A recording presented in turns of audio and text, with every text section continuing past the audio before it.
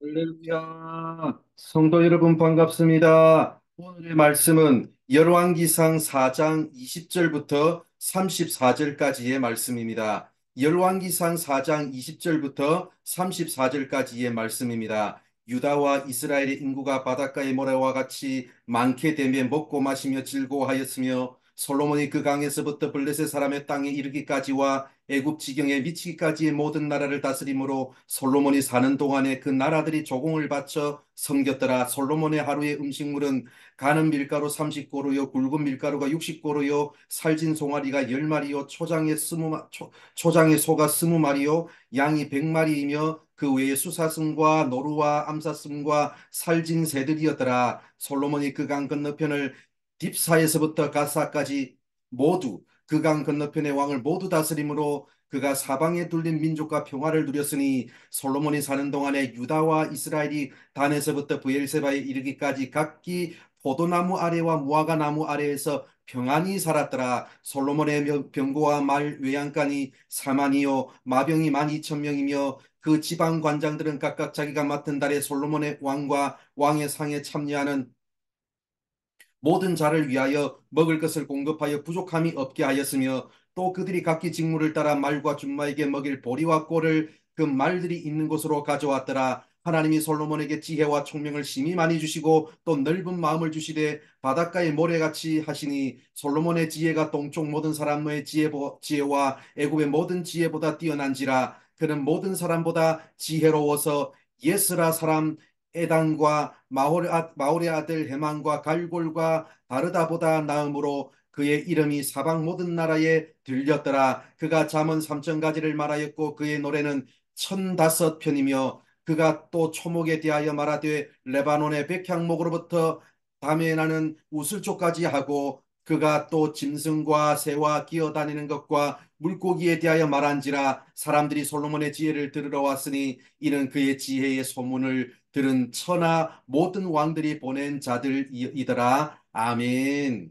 오늘 우리가 읽은 말씀은 솔로몬 시대가 얼마나 번영했던 시대인지를 보여줍니다. 20절을 보면 그때 당시 인구가 바닷가의 모래와 같이 많게 되었다고 말씀합니다. 인구가 많으면 식량이 부족할 수도 있을 텐데 그렇지 아니하고 오히려 먹고 마시며 즐거워할 정도로 풍족한 시절을 보냈습니다. 아브라함에게 하셨던 바닷가의 모래와 같은 많은 자손이 솔로몬 시대에 성취되었음을 알 수 있습니다. 21절을 보면 솔로몬 왕국의 영토가 그 강, 즉 유브라데부터 블레셋 사람의 땅까지 그리고 애굽 지경에 미치기까지 꽤 넓은 영토를 다스렸고 그 왕국들이 조공을 바치러 솔로몬한테 왔습니다. 유브라데 강부터 애굽 지경까지도 아브라함에게 하셨던 약속이고 그 약속이 솔로몬 때 성취되었음을 알 수 있습니다. 24절 하반절을 보면 주변 민족들과도 평화를 누렸다고 말씀합니다. 외교도 잘했음을 알 수 있습니다. 25절 하반절을 보면 포도나무 아래와 무화과 나무 아래에서 평안히 살았다라고 말씀합니다. 이 표현은 구약 성경에서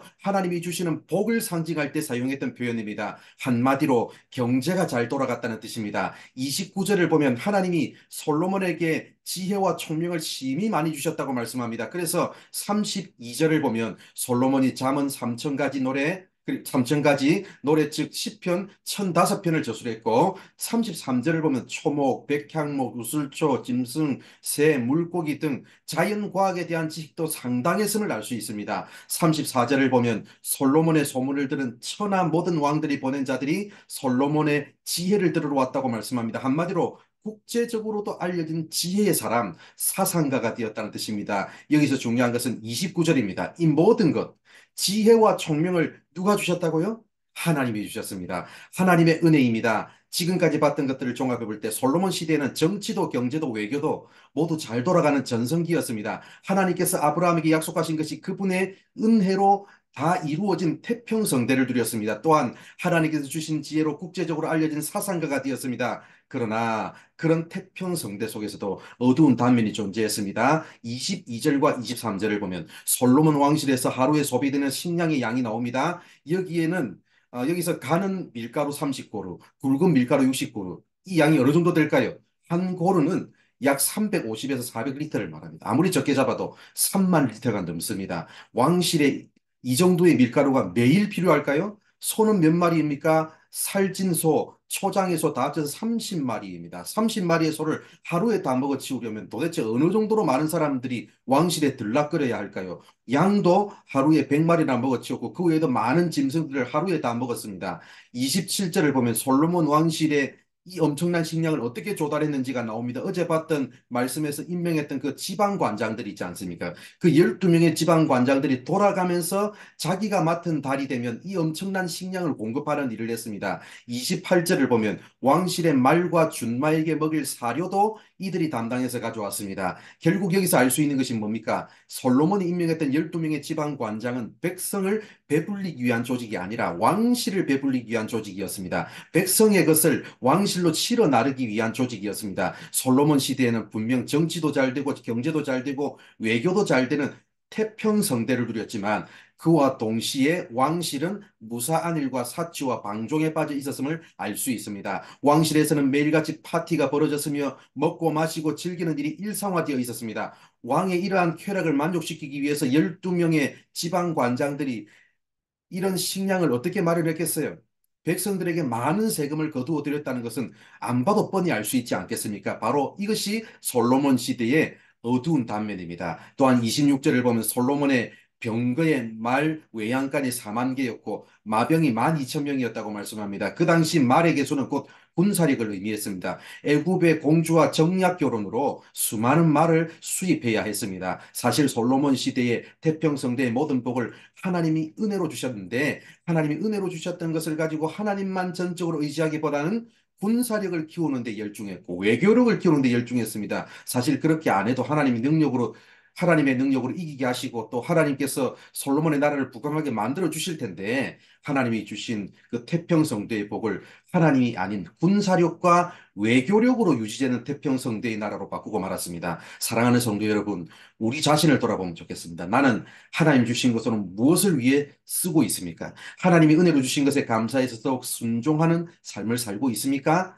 나는 지금 하나님께서 은혜로 허락해 주신 것을 가지고 사람을 살리고 사람을 부욕해 하는 사람입니까? 아니면 사람을 괴롭게 하는 사람입니까? 나로 인해서 인생이 새롭게 된 사람이 얼마나 지금 존재하고 있습니까? 나는 지금 말씀대로 순종하는 사람입니까? 아니면 나의 만족과 유익을 위해서만 살아가는 사람입니까? 오늘 여러분, 우리 자신을 말씀을 통해서 비춰보시고 하나님이 주신 은혜에 감사해서 하나님의 뜻을 따라 살아가는 우리 모두가 되기를 바랍니다. 기도하겠습니다.